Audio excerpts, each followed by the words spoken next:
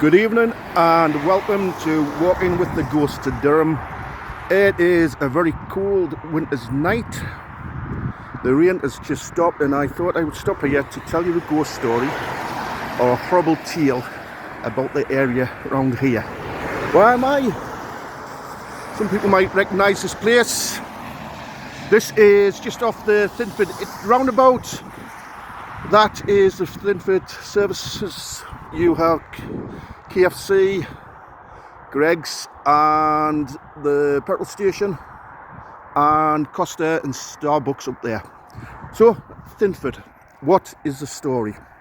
The story goes back to 345 years ago from January the 24th. So, Friday night, it would have been 345 years ago that this heinous crime happened. Now the story starts, there was a family, the Brass family, John and Margaret Brass, the mother and father, Jane Brass, the eldest daughter, John Brass, the son, and Elizabeth Brass, the youngest daughter. Now Jane Brass, her hand in marriage had been offered to a young farmer's son further down in the next village. And on the night of the 24th of January 1683, John and Margaret were invited to go to the family who their daughter was going to marry into for Candlemas supper. The plan was to have a Candlemas supper, but they were also going to discuss a spring marriage of their daughter to the other family's son. John asked his worker, his farm labourer, a young lad by the name of Andrew Mills, if he would look after the three children. Andrew agreed, he says he would. He agreed and said he would, and so John and Margaret went. Now when they came back from this night out, they could see on the ground Andrew Mills tied up and covered in blood. Outside the mill, John's and Margaret's neighbours were standing. John knew there was something wrong and he rushed to the mill to see what was wrong. His neighbour says, "John, do not go inside, keep outside." His neighbours tried to stop John getting in the house, but John knew there was something wrong and bust through, rushed upstairs, and he found his three children were dead. Now he rushes out, he grabs Andrew. "What have you done? What have you done?" At first Andrew says that three men tried to break in and rob the place, but these three men killed the three children. Nobody believes Andrew because, yeah, he's covered in blood, he's got a couple of injuries, but nothing like he's putting up a fair fight against three men. Anyway, Andrew is taken into custody, and in the spring of 1683, Andrew Mills is tried. He is tried at the courthouse, which is at Palace Green. He was tried there. Now, when he goes to this trial, his story changes. This time he says he was in the yard doing some work when this creature came to him. This creature had the legs of a goat, body of a man, head of the eagle. Kill them all. They all must die. Andrew grabs his axe, heads to the house. Now Jane sees this, and to protect the siblings, she gets the two siblings upstairs. She starts barricading the door, but Andrew gets to the door before she can fully barricade it. So she is against the door. There's a latch on the door, but she is only barricading the door with her body. Her arm is stretched across the door. Andrew starts spraying with the axe. One blow hits through, hits the arm. Jane's adrenaline is that high, she does not feel the first blow on her arm. But the next blow through hits her shoulder, makes her arm useless. Andrew busts through the door, swings, and sadly takes the top of Jane's head off. She's dead. John, the brother, he jumps at Andrew, tries to fight me, tries to put up a good fight because he's trying to protect his younger sister. For a young lad, he puts up a good fight, but sadly Andrew is fitter and stronger, swings out with the axe, cuts John's throat. John is dead. Elizabeth, she is crying underneath the bed. "Please, please don't hurt us. Please don't hurt us. I've cake here, I've got toys. Please, please don't hurt us." Now, Andrew and Elizabeth at one time used to be real good friends. They would go walking in the woods. Andrew would point out the trees, tell her about the trees, the flowers, the birds. If there was young lambs in the field, he'd take it to show her. Elizabeth, when they were going out there for these walks, she would make little picnics, and they would share these picnics. Something clicked in Andrew's head. He reached town, he took the cakes, he took the toy, and he started wandering away from Elizabeth.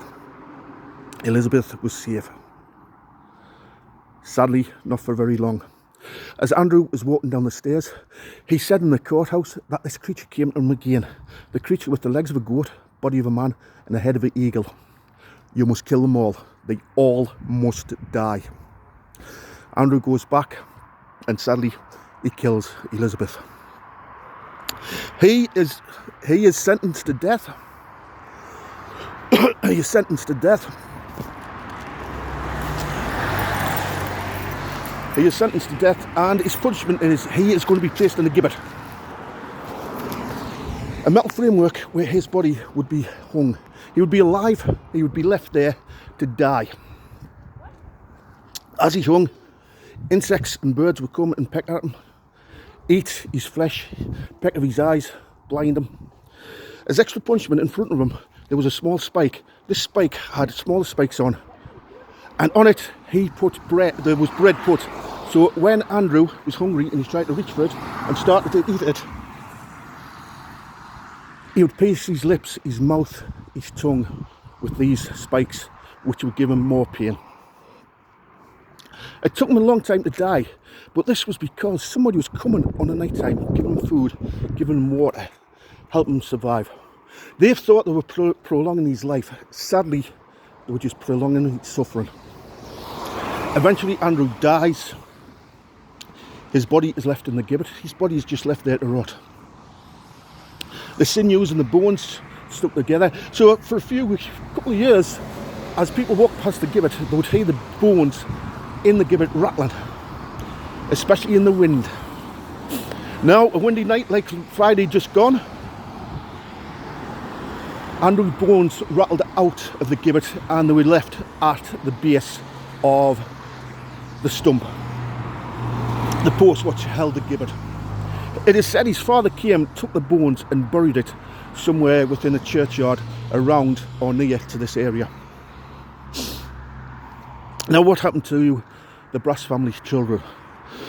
The Brass family children, sadly, they were dead. They were taken, they were buried. John Brass, the father, he commissioned a local stonemason to carve the stone for their children. The stone, if you go to Kirk Mountain graveyard, the stone is still there. You go into the graveyard through the main gate, past the main doors to the small side gate, and then if you turn, you will see a small tabletop stone.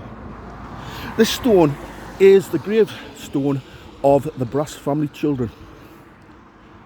John Brass, he commissioned the stonemason to tap out or chip out the full story. It tells the story of what happened to the children, and right at the end it says 3 innocent children killed by evil Andrew Mills. Now, Andrew's father dies, John and Margaret Brass dies, the stone weathers, and eventually the stone is just left. It is a flat stone.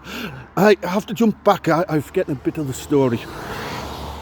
Andrew's father would go to the graveyard where the Brass family's children was buried, and he would go with his walking stick and he would stand near the grave, and with the walking stick and the point of the walking stick he would rub at his son's name. He eventually rubbed his son's name out. Anyway, time passes. 1820, villages all around this area, Spennymoor, Ferry Hill, Thinford, they make subscriptions to a fund. This fund is to reach out the stone of the Brass family children. They raise the funds, they commission a stonemason to come and reach up the stones out. Now when the stonemason comes, he says, I can get all the story on except for 3 innocent children killed by Andrew Mills. He could not get Andrew Mills's name on because of where Andrew's father had rubbed out Andrew's name. He says I can get the full story on, but the last part I'll read. 3 innocent children killed by evil. Now this road along here, this is near where the Brass family's farm was, and it said when people are driving along here, on the roads along here, sometimes they see 3 figures of children outside. Don't think anything of it, but as they get closer they realise these children are all in olden clothes, and they start to go transparent and eventually disappear.